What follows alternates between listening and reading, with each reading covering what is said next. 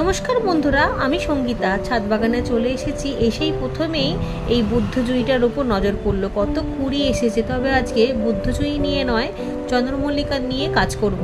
অনেকটাই ঝোপালো হয়ে গিয়েছে, এবার গাছটা ভারেতে এদিক ওদিক হেলে যাচ্ছে।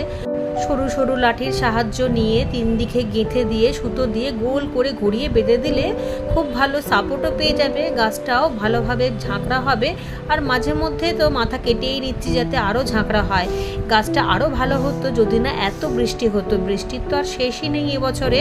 যাই হোক, কী আর করা যাবে, এই বৃষ্টির মধ্যেই আমাদেরকে কাজ করতে হবে। এই কাটিং চারাগুলো যেহেতু একটু আগে বসিয়েছিলাম তাই খুব সুন্দরভাবে বেড়েছে, আর বাকি যেগুলো তিনতলা ছাদে রয়েছে সেগুলো কিন্তু এখনও ছোট রয়েছে।